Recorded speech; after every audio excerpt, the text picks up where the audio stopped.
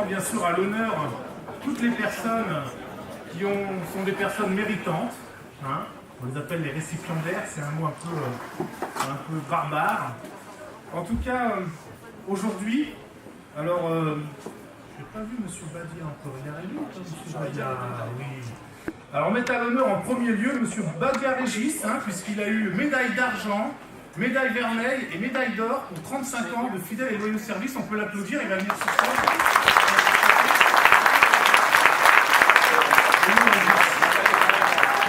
Ah oui. L'année dernière aussi, il avait eu la médaille de la ville, je crois, donc tous les ans, il avait quelque chose. Alors ici, il y a un cheminement pour les gens, voilà. Par ici, Régis. Par là, Régis. Là. À droite, et hop, vas-y, Régis. J'ai tout. Voilà, Régis.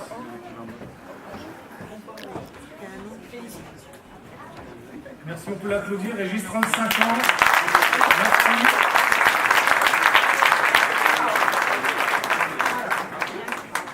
Ensuite, pour la médaille d'argent du travail, nous avons M. Havard Patrick. Il est arrivé, M. Havard Patrick. Il est là, je le vois là-bas. Il arrive.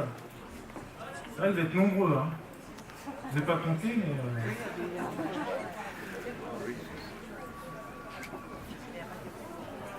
Voilà M. Havard.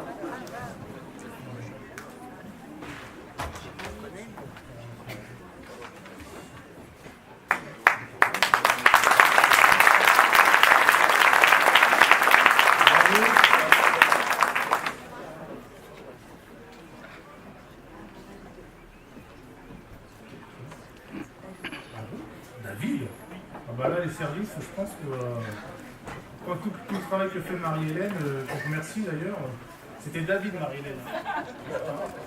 C'était Patrick. C'était peut-être son deuxième prénom. Alors, Madame Le Tadic, là je suis sûr du prénom, Isabelle, pour ses 30 ans, hein, pour la médaille de vermeil. Madame Le Tadic, Isabelle,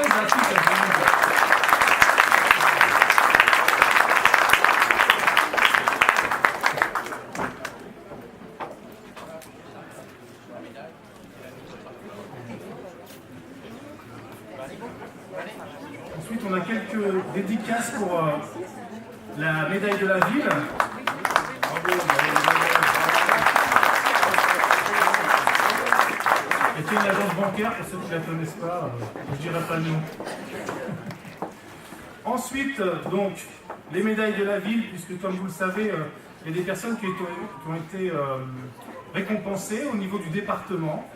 Donc, je voudrais en premier lieu mettre à l'honneur un jeune de Pousset qui évolue au CSAP. Je vais appeler Jason Diaz pour son diplôme du bénévolat, pour son engagement associatif. C'est un des plus jeunes dirigeants du club sportif de l'Essonne. Jason.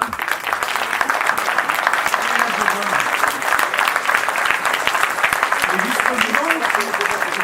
vice-président et entraîneur des jeunes. C'est son père qui est le président, donc il ne le placerait pas. Merci Jason pour son engagement auprès des jeunes de Pousset, d'Angerville. Merci. Ensuite, un jeune qui ne fait pas son âge, qui a eu la médaille de bronze de la jeunesse et des sports pour son engagement bénévole en tant que sapeur-pompier et au sein du comité des fêtes, Daniel Desmet.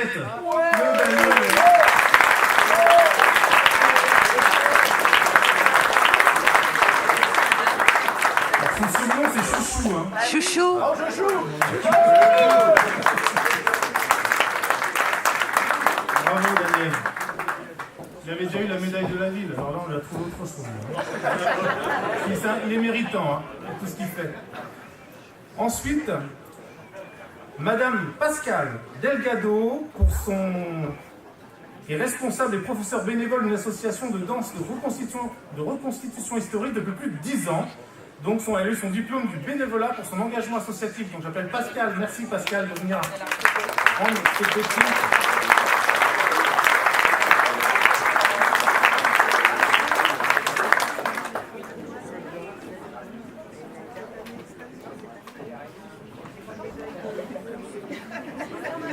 Pascal.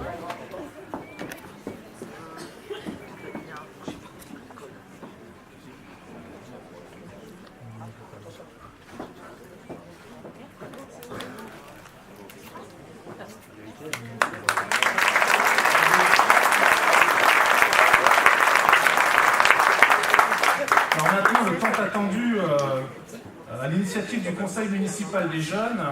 Il y a donc cette année, les jeunes, le Conseil municipal a décidé de catégoriser. Donc ils ont fait 3 catégories: les maisons les mieux illuminées, les maisons les mieux décorées et le prix d'encouragement. Alors, pour les maisons les mieux illuminées de Pucet, donc en 3e, c'est monsieur et madame Morchouane qui ont eu donc la 3e place. Madame Morchouane.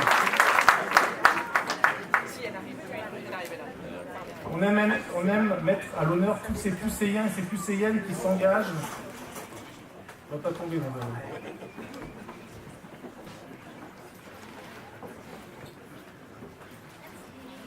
Merci.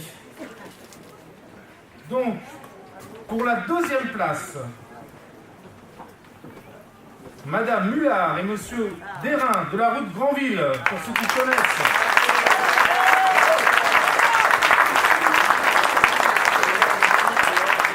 Chantal.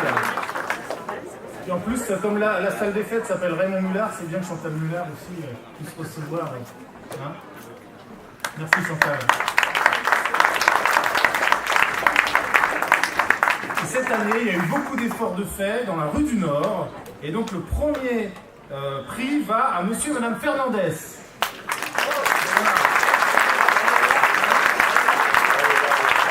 J'ai dit monsieur, madame, elle doit travailler dans une entreprise proche d'ici. Et monsieur, je le vois arriver. Très bien.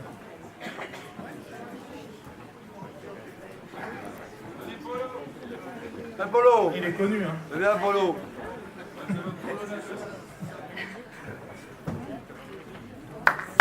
Bien Apollo.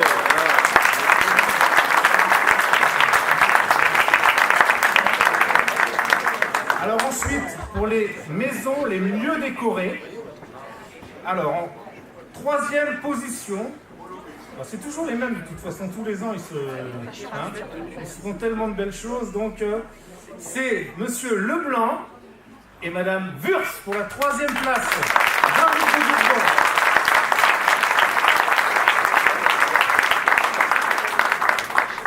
C'est pas moi qui fais le vote, ce sont les enfants. Oh, parce qu'il y en a qui... Après, je reçois des lettres après. De mécontentement.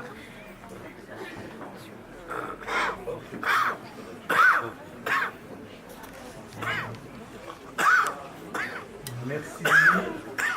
Venez sur par là.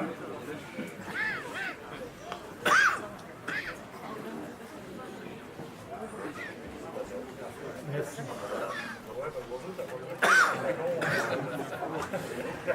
Merci. En 2e position, ils ont été les premiers l'année dernière. Cette année, on ne peut pas être premier tous les ans. Monsieur et madame Bonoz, hein, sur la route de Beaumerville. Ah, c'est madame qui vient. Elle a été chez le coiffeur juste pour moi, elle m'a glissé ça dans la voiture.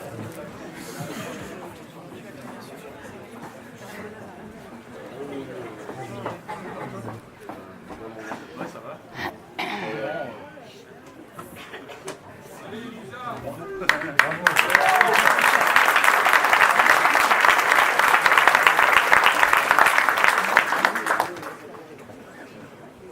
Alors, le premier prix cette année, donc, est décerné à Madame Leblanc Evelyne et Monsieur Stéphane Leblanc, rue des FFI.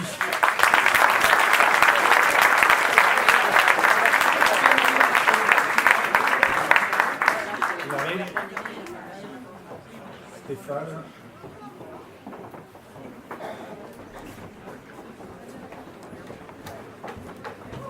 Stéphane.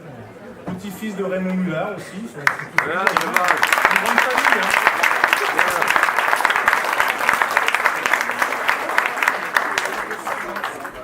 Il fait tous les 2 mois, ça change, on peut passer, il fait des belles petites choses, il fait des maquettes aussi pour Pousset. Et à cette occasion, je vais remercier M. Fest aussi qui est là, parce qu'il nous avait préparé toute une exposition sur la guerre 14-18 dans le cadre l'année 17 précisément. Donc voilà, donc je le remercie, il est dans la salle. Il travaille aussi pour un petit journal. Je peux l'applaudir.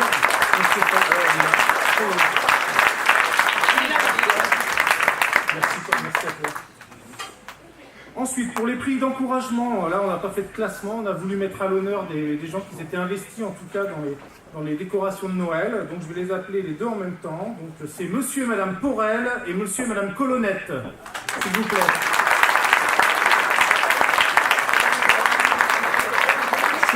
Chemin de la Garenne et centre de la Garenne. En plus, ils sont voisins et puis ils sont mis en compétition. Non, il n'y a pas de compétition.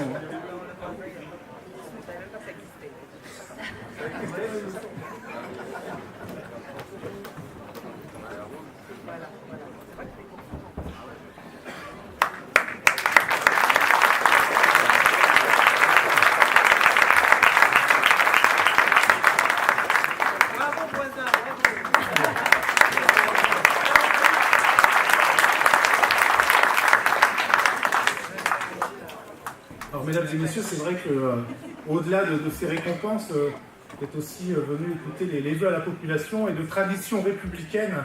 Hein, on se doit de faire venir aussi à nos côtés. Je vais démarrer par les élus. Alors, vous pouvez venir, je sais qu'il y a nos élus de Monerville qui sont. On va commencer par les plus près. Hein, s'il y a un ou deux élus de Monerville qui veulent venir nous rejoindre. Hein, ils sont nos élus de... Ah, ils sont là. Ah oui. Ils sont venus à deux. Voilà. Je vais appeler comme ça Madame Vasset aussi qui représente la commune de Méréville. Voilà. Il y a Monsieur Gaucher, maire de Sacla, s'il vous plaît, venez avec nous. Et son adjointe, si vous venez, vous êtes les bienvenus. Ensuite, il y a la mairie de Morigny aussi qui est représentée, j'ai vu, avec un monsieur avec un chapeau.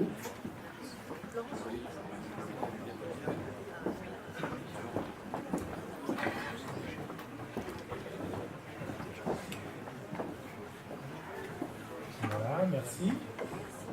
Si j'en ai oublié, excusez-moi, mais je ne crois pas. Madame Aniche, oui, vous pouvez venir avec plaisir.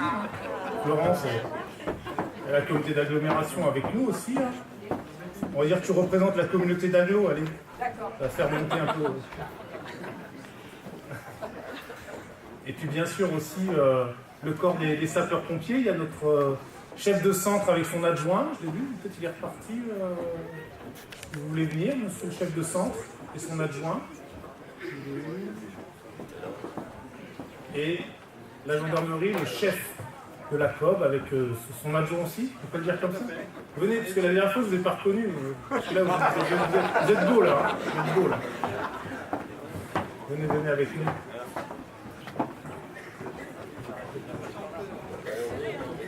C'est de l'autre côté. C'est bien de l'autre côté. Voilà.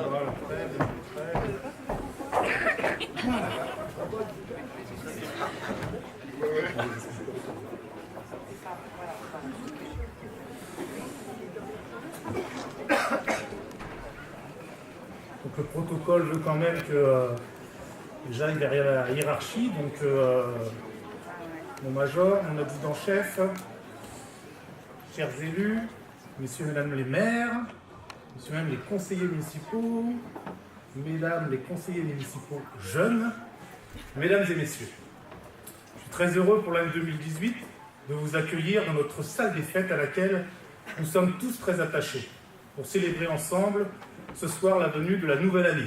Parce qu'on peut jusqu'au 31 janvier, donc nous, c'est pour ça qu'on fait durer la fête jusqu'au 26 janvier. Nous vous saluons tous collectivement, car vous êtes venus nombreux, et je m'en réjouis. Il y a un retour 1, 2, 1, 2. Je vais me rapprocher comme ça. La voix est belle. Toute l'équipe rassemblée autour de moi est prête à recevoir les administrés, hein, notamment ceux qui auraient besoin d'informations sur tous les sujets qu'ils souhaitent aborder. Cette cérémonie de vœux à la population est l'occasion pour nous de faire une rétrospective et d'évoquer aussi les perspectives. Bien entendu, je ne dérogerai pas à cette tradition. À tous les niveaux, vos élus sont là pour défendre l'intérêt général à travers notamment les projets de notre commune.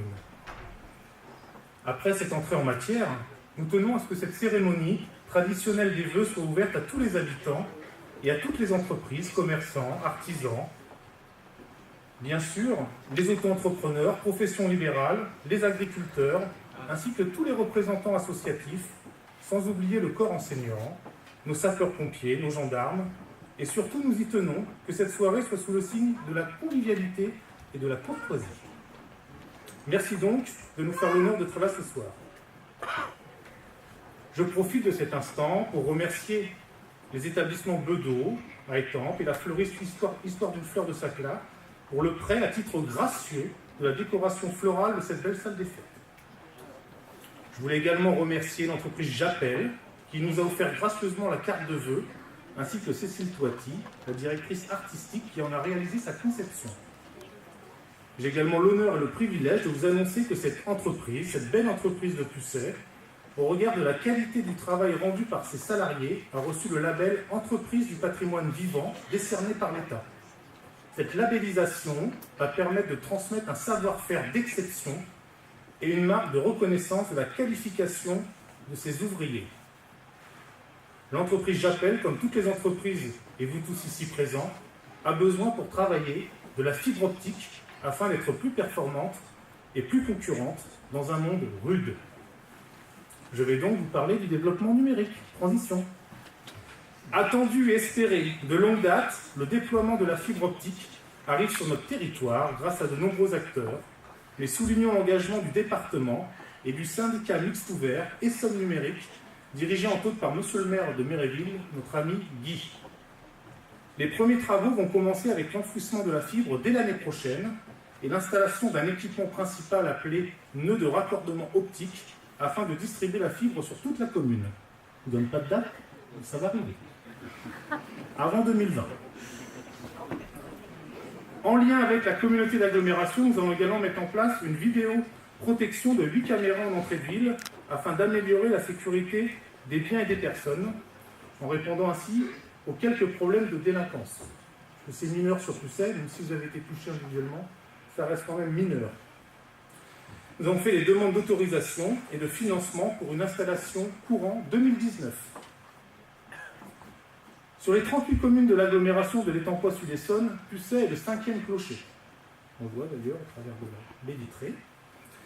Bien que non représentés au sein de l'instance dirigeante, nous avons fait le choix de participer activement aux commissions de travail, telles que la culture, le patrimoine, le logement, la sécurité, les finances et bien d'autres encore, afin de défendre les intérêts de Pucet dans notre territoire. J'en profite également pour remercier tous les services administratifs de l'agglomération et le bureau qui nous octroient des aides communautaires.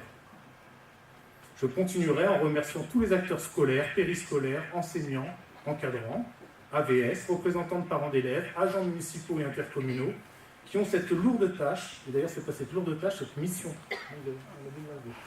qui ont cette mission d'accompagner nos enfants en leur dispensant les connaissances requises, mais aussi des valeurs civiques et morales indispensables pour le meilleur épanouissement possible. Comme vous le savez, notre collectivité investit en continu dans nos écoles pour accueillir dans les meilleures conditions possibles les enfants et les professionnels qui y travaillent. Nous continuerons bien évidemment en 2018, en particulier par la création d'un pôle scolaire derrière l'école Joliot-Curie, dont le dossier avance maintenant à grands pas.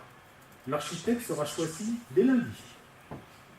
À Pucet, nous sommes passés en 10 ans, donc de 2008, entre 2008 et 2018, donc ça fait 10 ans de mandat d'ailleurs, de 1784 habitants à 2196. Grâce à cette dynamique insufflée depuis 2008, je peux vous dire que globalement les effectifs scolaires sont en hausse. Dans le même temps, à la marge, de 200 à 270 élèves dans nos écoles et de 100 à 180 enfants à la cantine, ce qui nous a contraint à mettre 3 services en place. Je souhaiterais poursuivre en remerciant les professionnels de santé qui font bien partie intégrante des forces vives de notre commune. Nous avons déployé tout un plan de santé dans le but de pérenniser l'offre médicale et paramédicale sur la commune. Vous pouvez d'ores et déjà avoir accès à nos professionnels, orthophonistes, kinés, ostéos, psychomotes, podologues, infirmières, médecins généralistes, pharmaciens, ainsi que les intervenants dans le cabinet d'invités. Cela ne veut pas dire pour autant que la situation est pérenne. Je compte bien évidemment sur l'engagement de chacun des professionnels de l'équipe pluridisciplinaire pour développer avec nous et avec eux une offre de santé encore plus large avec la venue d'un chirurgien dentiste. Par ailleurs, je me dois aussi de vous parler des finances. Faisons simple, les efforts réalisés depuis plusieurs années se concrétisent pour maintenir les services publics et les investissements nécessaires. Avec des dotations en baisse, des prélèvements et des pénalités en hausse, il faut maîtriser les dépenses et faire des économies. Ce travail de dépenses justes, de priorisation, de recherche de subventions continuera encore et encore, car les annonces successives des gouvernements ne laissent entrevoir que la rigueur dans la gestion des finances publiques. Malgré ces contraintes drastiques, nous continuons à investir dans des projets et à offrir un service public digne de ce nom. Je voudrais vraiment remercier tous les acteurs, bien évidemment, nos services municipaux, mais aussi tous nos fournisseurs et prestataires qui font des efforts sur leurs tarifs. C'est pourquoi, comme en 2017, nous n'augmenterons pas les impôts en 2018. Je voudrais également saisir l'opportunité de remercier M. Jaouen, je ne sais pas s'il est arrivé, M. Jaouen, non, de remercier publiquement notre trésorier principal et toute son équipe pour l'excellent travail réalisé en partenariat avec nos services depuis le début de ce mandat. Je tiens tout particulièrement à remercier pour leur présence et leur engagement chacun de mes collègues conseillers municipaux ici présents, que ce soit dans leur travail au sein des différentes commissions et de par leur présence aussi dans les cérémonies de la commune, sans oublier leurs conseils et suggestions toujours avisés. Tout d'abord, je souhaiterais maintenant vous rappeler à nouveau les axes de développement que nous entendons donner à notre commune et qui se déclinent sur plusieurs critères fondamentaux mais complémentaires. Tout d'abord, favoriser le développement économique et commercial qui est source de croissance de démographie et de ressources fiscales pour notre collectivité. Ensuite, l'urbanisation doit se mettre en œuvre de façon harmonieuse et pertinente. Les échanges avec nos agriculteurs locaux, qui n'ont pas toujours été à la hauteur de ce qu'ils auraient dû être, notre équipe va s'employer à rétablir une confiance par un dialogue et une concertation. Je pense entre autres à des périodes phares, comme la campagne des moissons ou celle des betteraves. Enfin, il convient de maintenir des activités culturelles et de loisirs par nos associations locales, qui sont des éléments moteurs à l'épanouissement des habitants. Ces objectifs doivent se réaliser évidemment dans le cadre d'une gestion rigoureuse et maîtrisée des dépenses, tout en ayant le souci de la mise en œuvre des mesures permettant d'assurer la sécurité des personnes et des biens. Au niveau du commerce, de l'artisanat et de l'économie, beaucoup d'événements se sont déroulés en 2017. La reprise de l'auberge du Petit Pusset, après un an de fermeture, par une devanture qui veut en dire long. Le ch'ti bourguignon, tout est dit. Géré par Mme Garec-Stéphanie, Mme Mathieu et M. Descamps.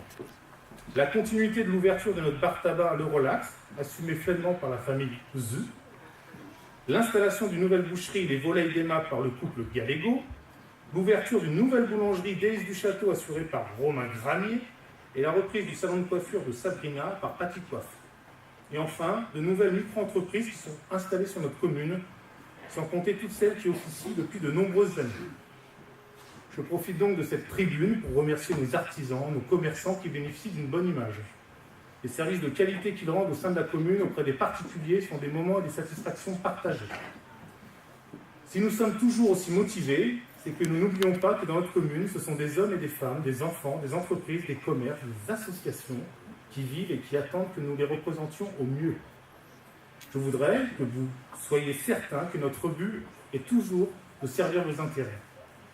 Nous savons combien les difficultés que vous rencontrez sont parfois importantes et nous faisons tout ce qu'il y a pour notre capacité pour que notre commune puisse être un milieu favorable qui vous permette de vivre et de prospérer dans un environnement épanouissant.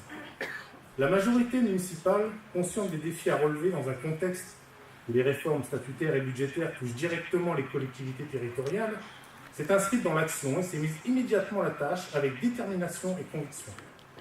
Le bilan d'activité 2017 vous permet de mieux cerner le niveau d'engagement des élus et des services, ainsi que le large éventail des domaines d'intervention de la ville de Pusset.